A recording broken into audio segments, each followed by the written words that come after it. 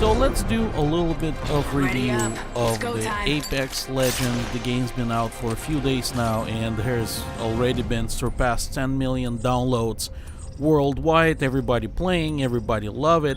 So let's do a little review what I personally think about the game.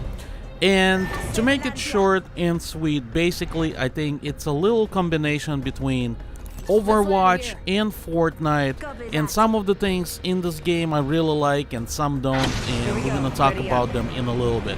So first of all, you get to pick your character, and then basically your jump leader, we call him like that, gets to decide where to jump on the map. And as you can see here, there's other teams. Basically you're competing against 20 other squads of 3 people in each team.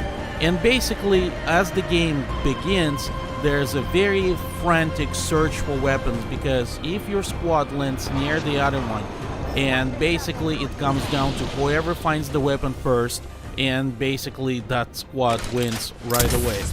Now, the annoying part comes in that you pretty much gambling with the weapons. Sometimes you land in an area where there's no good weapons, and basically you're playing for like 10 minutes looking for things just to get killed by other squad that got lucky and landed where the place have better weapons than you. So I think that is very annoying thing about this game, because I don't think it's very fair.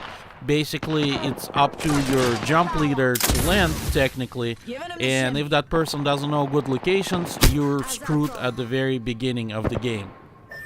Now, the thing that I don't like the most about the game is the physics of the gunfight. It feels very generic. It almost feels like a Fortnite, very unrealistic, which that's the biggest drawback for me in this game. Everything else looks fantastic. There's a very nice finishing moves. The graphic is great. There's a lot of interesting landscapes. I mean, everything else about this game is really well made. Now, as far as the actual gameplay goes, the game is still in the very early stages of beta. There's a lot of glitching going on. Sometimes you get randomly kicked out.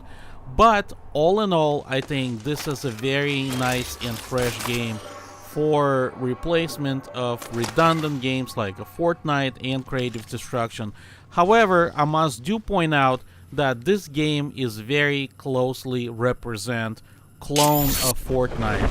Basically, instead of the little treasure chest, you have little pods over here. You also get jumped from the ship, just like in a Fortnite and the Creative Destruction. And in other way, it feels really like no imagination, just a copy of a successful formula. When you get killed, you're on your 4 crawling to safety, which is quite annoying.